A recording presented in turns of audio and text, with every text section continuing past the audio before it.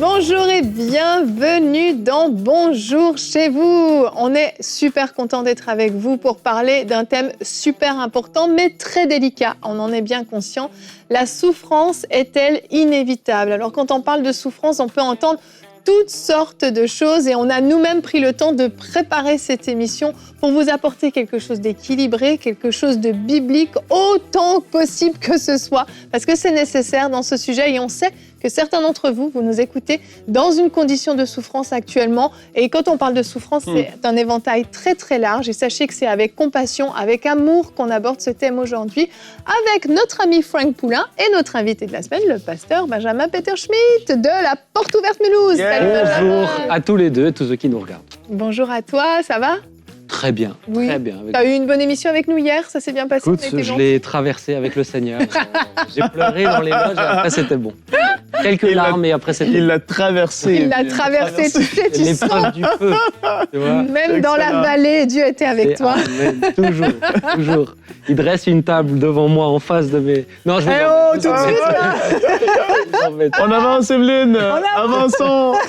Là, maintenant, hein, les gens, ils vont penser qu'on est méchants. Non, c'est des crèmes, je vous rassure. Ils sont dans la vraie vie comme vous les voyez sur le plateau. Alors, on essaye, on essaye. Benjamin, aujourd'hui, tu seras notre expert. Alors, aujourd'hui, tu vas répondre à la question, la souffrance est-elle inévitable? C'est la grande question qu'on se pose, mais dans la rubrique réponse d'expert, tu prendras le temps vraiment de décortiquer ça. Et il y a un lien avec ta propre histoire, ton propre vécu. Tu pourras nous en parler tout à l'heure. Et puis, Frank, avec toi, on va parler de ces souffrances qui, elles, on le sait, elles sont inévitables. Mais j'en dis pas plus oui. parce que t'aimes pas que je prenne tes punchs. J'aime pas du tout, Evelyne. Du tout. Toi aussi, je deviens ton adversaire tout à coup. Vous le savez, Frank n'aime pas gaspiller ses punchs. C'est dur, ça. Beaucoup de suspense dans la vie de Frank. Je l'ai déjà dit souvent avant de dire le verset, je vais attendre au bon moment, C'est Evelyne. clair pour que les gens n'ouvrent pas leur Bible et le lisent avant. Oui, c'est clair. Ça, c'est horrible. On est prêt. C'est notre ami Frank. Allez, on enchaîne. Tout de suite, on commence cette émission avec la pensée du jour.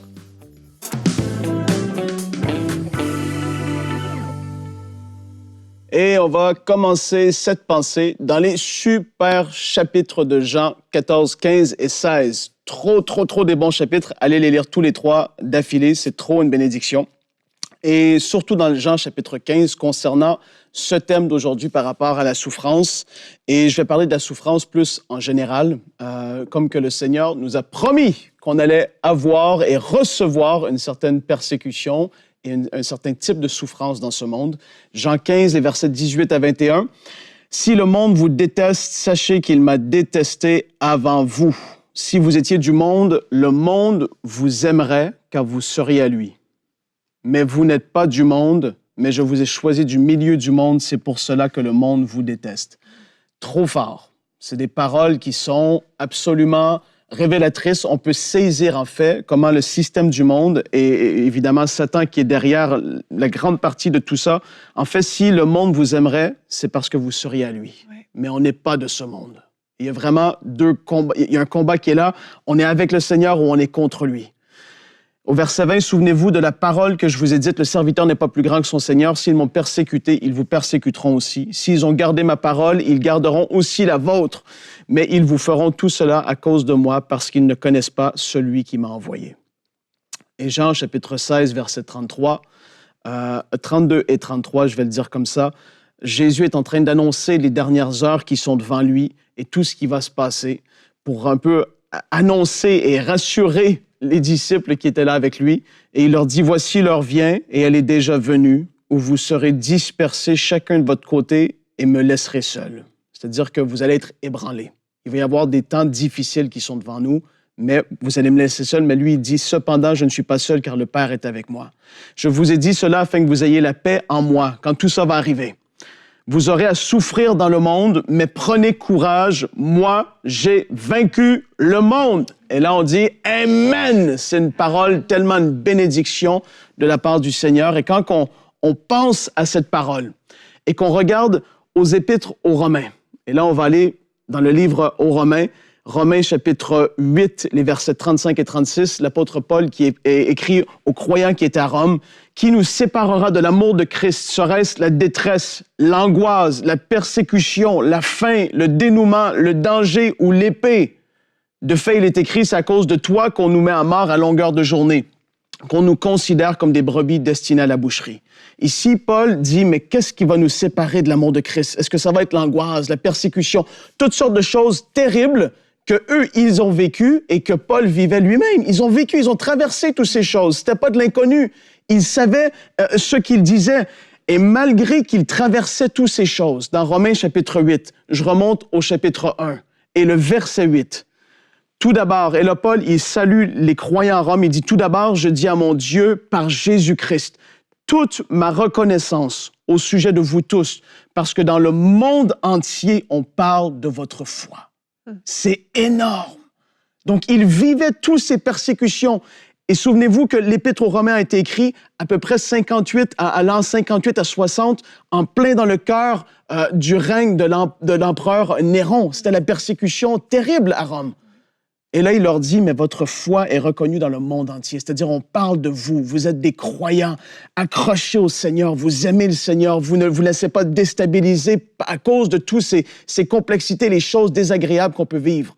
Et ça, c'est un encouragement énorme pour nous aujourd'hui parce que même si on est dans un endroit dans le monde actuellement où ça peut être considéré plus facile comme étant chrétien, on sait que présentement, politiquement parlant, il y a toutes sortes de choses qui se mettent en place. Les pensées, les valeurs plus chrétiennes, j'ai envie de le dire comme ça, vont être de plus en plus intolérables face aux gens du monde. Il va commencer à y avoir, oui, une persécution grandissante à la fin des temps. Le Seigneur en a parlé aussi. Donc aujourd'hui, souvenez-vous, le Seigneur a dit, tiens ferme à ce que tu as afin que personne ne prenne ta couronne. Aujourd'hui, persévère, peu importe ce que tu vis, là où tu te trouves, persévère afin que personne ne prenne ta couronne, c'est-à-dire que tu sois déstabilisé, que ta foi soit affectée au point où tu renonces au Seigneur Jésus, ou est-ce que tu te laisses déstabiliser par toutes sortes de choses qui pourraient être là dans ta vie. Que le Seigneur te garde aujourd'hui. Yes, amen. Merci beaucoup, Frank.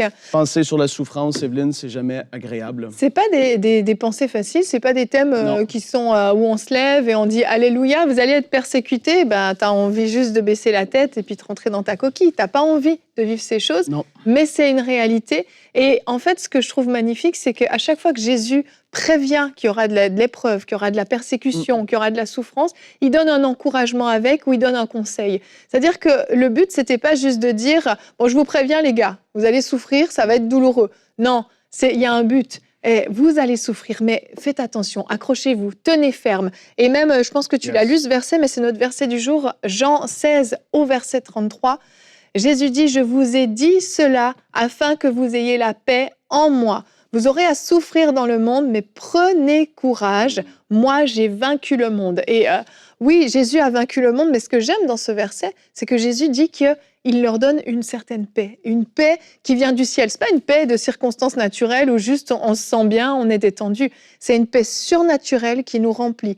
Malgré la persécution, malgré l'épreuve, malgré la souffrance, Jésus leur promet une paix qui va les remplir, qui va leur donner cette assurance aussi dans ce qu'ils auront à traverser. Je ne peux que vous rejoindre et je vais peut-être rajouter que la persécution, c'est la norme normalement. Ben oui. Dans la Bible, la persécution, c'est la norme. Et tu vois, dans nos pays occidentaux, on n'a plus l'habitude de ça. Mais la persécution, tu l'as dit, il y a des frères et sœurs qui souffrent aujourd'hui. Avant de rentrer dans le studio, là, j'étais encore en train de voir. Je pense à un missionnaire qui me parlait des chrétiens au Pakistan, qui actuellement sont vraiment en train de souffrir. Oui. J'étais la semaine dernière avec un pasteur indien qui nous disait qu'eux sont vraiment en train de souffrir. Ils ont saccagé un village chrétien entier. On a des jeunes pasteurs qui sont tués, où on vient de détruire leur maison. En Inde, là, actuellement. Ouais. Il y a même d'autres amis, où je ne peux même pas les mentionner, là, parce qu'on est diffusé, où c'est dangereux pour eux, mais qui sont dans de grandes souffrances. Et je pense à Francis Chan, je ne sais pas si vous connaissez Francis Chan, qui a écrit un livre il y a quelque temps et qui avait rencontré un pasteur d'une église persécutée et lui disait « Mais votre plus grand malheur à vous, c'est de ne pas vivre la persécution. Parce que nous, ça nous maintient proches de Dieu. » Alors, on ne prie pas pour la persécution. On ne prie pas pour la subir. Mais tu vois, tu parlais des chrétiens de Néron, des chrétiens du temps de Néron qui souffraient extrêmement. On sait ceux qui étaient dans les jardins de Néron, qui étaient allumés, qui souffraient. C'était des torches pour éclairer les jardins de Néron. Mais de ce temps-là, alors ils étaient très, très, très exaltés, mais certains allaient même se dénoncer en tant que chrétiens pour eux aussi mourir en martyrs.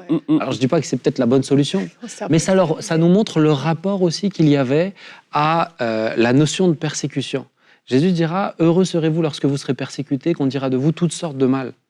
Mais parce que c'est la même chose qu'ils m'ont fait à moi. La persécution est un signe, je te le dirais comme ça, de rapprochement à qui est Christ. Comme une identification à ce que vous avez dit. Christ, c'est ça. Oui. Christ est persécuté. Ouais. Et Christ est persécuté au travers de nous. Oui.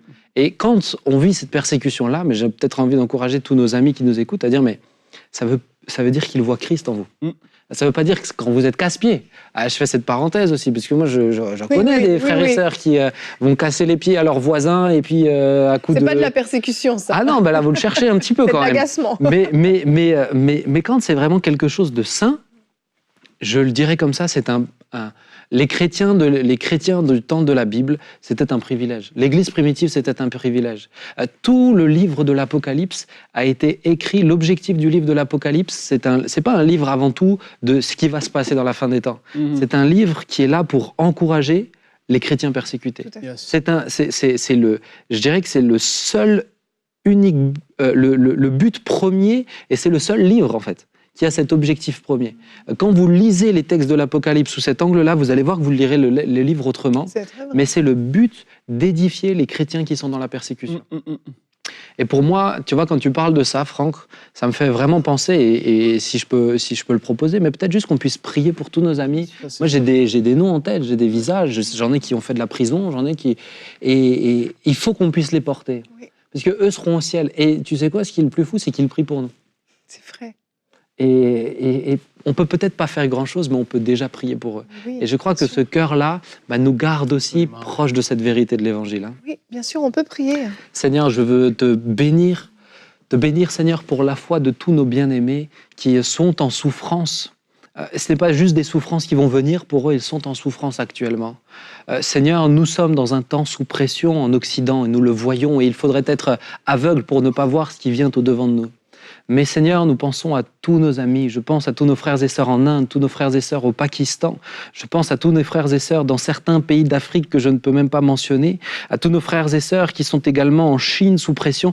Père, je prie, Seigneur, pose ta main sur eux, affermis leur foi, donne-leur, Seigneur, le courage et la fermeté et la, Seigneur, radicalité.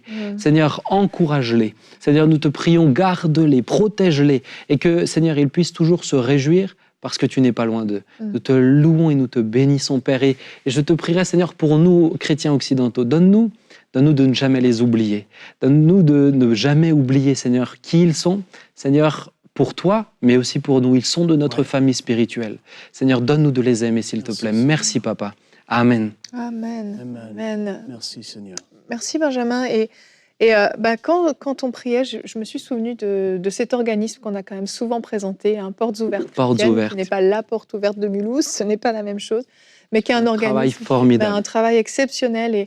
Et peut-être que nous, on a la grâce d'être préservés de cette persécution, mais il y en a qui souffrent. Et vous pouvez soutenir au travers de cet organisme. Je vais vous le proposer parce que je crois qu'on est vraiment dans le thème. Si vous vous sentez interpellé par ça, vous pouvez aller simplement sur Google et taper Portes Ouvertes au pluriel. Oui. Et vous pouvez aller soutenir aussi nos frères et sœurs persécutés parce que oui, c'est une réalité. Ouais. C'est une réalité. Et tu l'as dit, Franck, dans ta pensée, on est dans des temps où on ne sera plus à l'abri de nulle part, j'ai bien l'impression. Ce qu'il se passe en ce moment dans la société, les valeurs qui sont en train de s'implémenter dans la société en Occident vont à un moment donné nous positionner aussi nous-mêmes face à un choix de dire est-ce qu'on est prêt à être persécuté parce qu'il y a des choses qu'on va refuser, des choses qu'on n'acceptera pas qui seront enseignées à nos enfants, des choses qu'on n'acceptera pas qui seront faites simplement dans notre société, qu'on nous demandera à nous-mêmes de faire.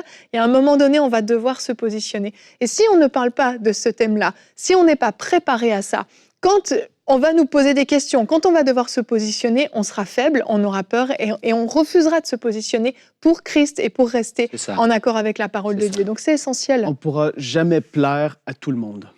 Et pourquoi je dis ça, c'est parce que comme Jésus l'a dit. Ouais. Si le monde vous aime, c'est parce que tu lui appartiens. Parce que tu penses comme lui, parce que tu agis comme lui, parce que tu acceptes tout comme lui, tu es dans le même flot. Mais ce qui est certain, c'est que le chemin est étroit. Quand tu suis le Seigneur, tu ne vas pas être dans le chemin large où tout le monde va se tenir. Et quand tu es à contre-courant, c'est jamais facile, ni agréable. Il n'y a pas personne forcément qui va t'applaudir haut et fort, mais tu sais à qui tu appartiens. C'est pour ça que tu as prié, Benjamin, et c'est tellement précieux. Et vous suivez cette émission en ce moment et vous vous trouvez, comme qu'il a dit, dans un village, vous vous retrouvez dans une ville en ce moment. C'est pas facile, c'est pas simple. Peut-être que vous êtes en Occident et vous faites face à ce qu'on vient tout juste de dire, des réglementations, des choses qui commencent à s'implémenter, tout ça. Et là, en fait, quand on sent un peu le feu qui commence à chauffer, ça va faire ressortir véritablement aussi ta position avec le Seigneur, parce que c'est facile de dire Alléluia toutes les semaines quand tout va bien. Mais là, quand le feu chauffe, là, je dois me positionner. Je suis avec lui, je suis contre lui. Je vais essayer d'être gris, mais tu peux pas. Et je me le dis à moi-même, tu ne peux pas, Frank. Tu es avec le Seigneur ou tu ne l'es pas. Et là, il faut être ferme dans notre foi. Et vraiment, c'est vrai. C'est une telle grâce quand tu lis les Épîtres, et même le livre aux Hébreux. L'Épître aux Hébreux qui dit qu'ils vont obtenir une meilleure résurrection. Ceux qui ont été sciés, ceux qui ont vécu des choses abominables, terribles. Hébreux 11, non, complètement. Les gens lisent que la première partie. Oui, ben mais oui. c'est la suite. Mais c'est les héros de la foi. Complètement. Et ces gens-là, le Seigneur, il est tellement juste qu'il voit ce que vous traversez, même vous aujourd'hui.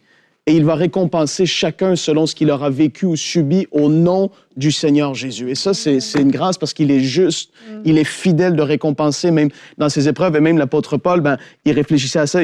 Il a traversé tout ce qu'il a traversé. Il avait même envie de partir. Mais à cause de vous, je reste ici, mais j'ai envie d'être là. Et là, quand sa fin était proche, dans 2 Timothée, il dit, la couronne de justice m'est réservée. Il voyait qu'il y avait quelque chose. Le Seigneur allait récompenser sa foi, l'œuvre qu'il allait accomplir à travers lui, qu'il a accompli à travers lui. En tout cas, que le Seigneur vous bénisse. Et tu vois, juste la réaction de Jésus sur la croix. Il est face à ses persécuteurs et il priera, Père, pardonne-leur parce qu'ils savent pas ce qu'ils font. Là, je pense qu'il n'y a pas plus haut degré de proximité avec Dieu et du cœur du Père. Et je pense que c'est peut-être encourager aussi tous ceux qui nous suivent, qui sont dans des états, là même, tu parlais d'un village, d'une ville, c'est ce que Jésus a fait. Ouais. Il n'est pas rentré en opposition avec eux. Il dit, Seigneur, pardonne-leur. Ils ne savent pas ce qu'ils font. Et les gens ne savent pas, ne se rendent pas compte la dimension spirituelle de leurs actes à ce moment-là. Donc que Dieu nous donne d'être plus élevés à ce niveau-là. Tout à fait. Il y a tellement à dire sur ce sujet, mais je veux qu'on puisse enchaîner avec toi parce que là, on parle de persécution, on parle de souffrance qui est clairement inévitable. Oui. Mais on va enchaîner aussi. Il y a d'autres types de souffrances qu'on peut vivre, des choses, des maladies, des pertes, des deuils. Et j'aimerais qu'on puisse enchaîner donc avec toi, Benjamin, dans notre rubrique Réponse d'experts.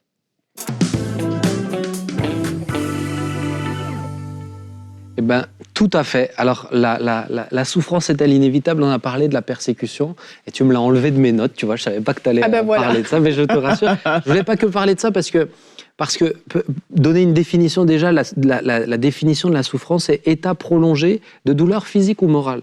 Alors, je vous poserai la question, mais qui a envie de souffrir? Est-ce que vous avez envie de souffrir? Absolument pas. Je pense que personne n'a envie de souffrir. On fuit la souffrance. Oui. Alors, si, ceux qui vont à la salle. Alors là, moi, je ne les comprends pas, eux. Ça, je ne comprends pas. On a essayé de m'y amener. Je sais que tu y vas. C'est parce qu'ils voient le résultat. Ils voient le résultat. Intéressant. Intéressant. Et moi-même, en voyant le résultat, je n'arrive pas. Ça marche pas, moi non plus. Mais on la fuit. Regarde l'anesthésie. L'anesthésie a été créée dans le seul objectif d'éviter la souffrance. Ouais. Regarde la péridurale chez une femme. C'est dans le seul objectif d'éviter, dès qu'on peut, on évite la souffrance. Mais en même temps, on t'arrache une dent sans anesthésie, tu serais bien, tu n'auras pas envie de t'en arracher une deuxième. Je crois que c'est naturel déjà, je le dirais comme ça, de chercher à éviter la souffrance. Maintenant, est-elle systématiquement évitable? Je ne crois pas. Je ne crois pas parce que... Pourquoi? Parce que la vie est faite ainsi. La vie n'est pas un long fleuve tranquille. Alors, d'où vient la souffrance? Je pense que c'est la première question. Mais la souffrance, elle vient de la chute. Je pense que c'est important de le rappeler. Oui. Jardin d'Éden, il n'y avait rien de tout ça. Tout se passait très bien. Mais au moment de la chute, la souffrance vient. Que se passe-t-il? Il voit, c'est à la sueur de son front. Autrement dit, il y a une dimension de souffrance quand même.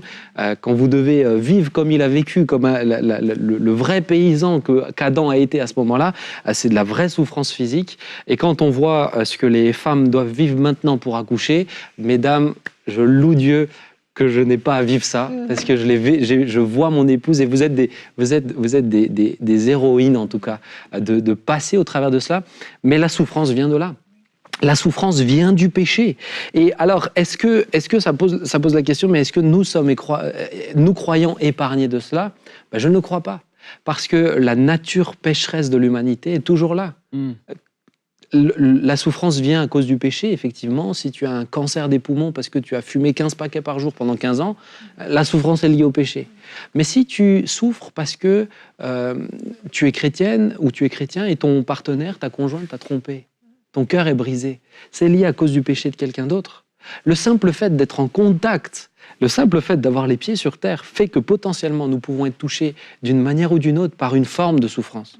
Et je pense que c'est très important de comprendre, parce que ça nous donnera, et tu l'as dit aussi Franck, la capacité de se poser les bonnes questions et aussi de se remettre en perspective. Est-ce que je suis prêt ou pas prêt?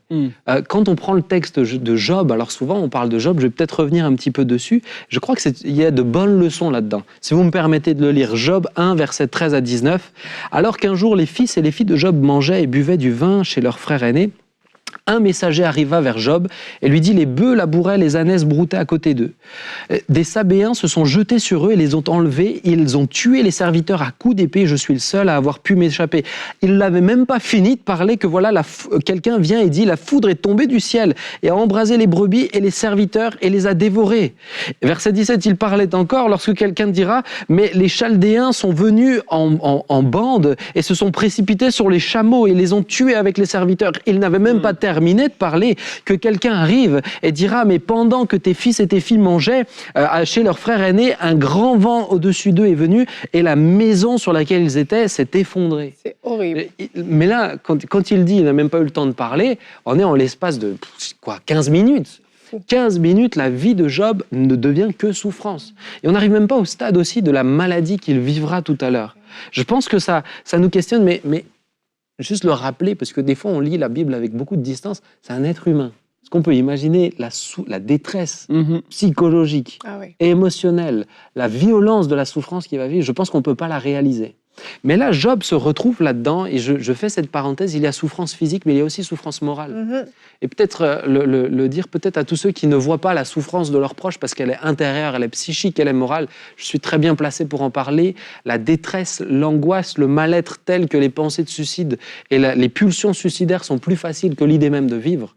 Je le connais très bien, et ne considérez pas trop vite ces gens qui souffrent, qui disent souffrir moralement. Parce que la notion de souffrance, elle est aussi liée à notre capacité à supporter. Tout le monde ne peut pas porter les mêmes choses. Même physiquement, une femme ne pourra pas porter, en règle générale, plus qu'un homme, etc. Mais tout le monde ne peut pas porter le même degré de souffrance. Donc pour ça, il faut être très humble face à ces questions-là. Et lorsqu'on regarde face à cette souffrance, ça pose la question, mais oui, Jésus là-dedans. Si on souffre comme ça, oui, Jésus chez Job. Où est Dieu à ce moment-là chez Job? Moi, je poserais la question à l'inverse. Pourquoi oublions-nous Jésus dans la souffrance? Parce que le fait est que Jésus est présent. C'est acquis, c'est biblique, c'est écrit. Voici, je suis avec vous tous les jours. Il n'a pas précisé à chaque fois que le soleil brille. Je suis avec vous tous les jours. Donc, pourquoi l'oublions-nous? Nous l'oublions parce que la souffrance est telle que notre regard se détourne de Christ. Et on a tendance à plus regarder à la douleur qui, je me pince ici, je peux t'assurer que je vais regarder mon bras pour voir ce qui se passe. Mais quand la souffrance est telle, alors on a cette tendance à nous décentrer de l'essentiel. La souffrance, notre situation, ne sera jamais, et je le dis avec beaucoup de respect, mais ne sera jamais l'essentiel et la priorité dans une vie. Jamais. C'est notre relation avec Dieu.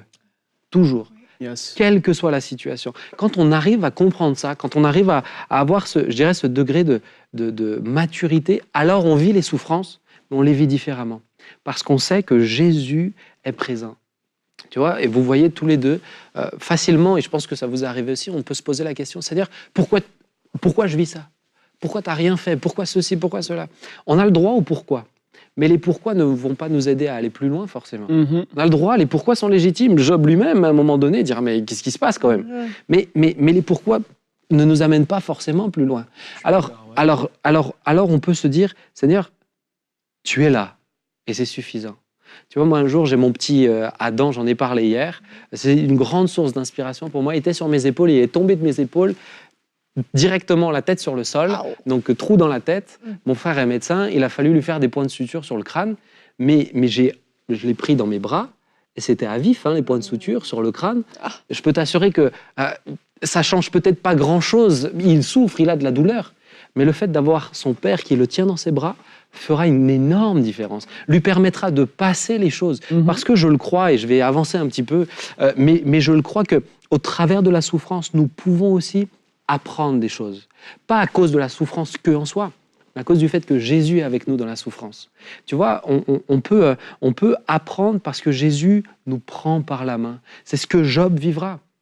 À la fin, il dira « Mon oreille avait entendu parler de toi, maintenant mon œil t'a vu. » Ça veut dire quoi? Ça veut dire que Job, qui était l'homme le plus intègre sur terre, aura quand même réussi à apprendre une leçon de la part de Dieu. C'est fou, hein? C'est incroyable. Et on se rend compte, en relisant les textes de Job, et je vous encourage à lire les textes de Job, c'est que finalement, au travers de toute cette histoire, Dieu a permis que Job apprenne un peu plus de lui. Et j'ai envie d'encourager tous nos bien-aimés à dire, dans ces temps de souffrance, Dieu peut permettre que vous appreniez un peu plus à le connaître. Et je le dirais comme ça pour conclure, c'est notre plus grand privilège.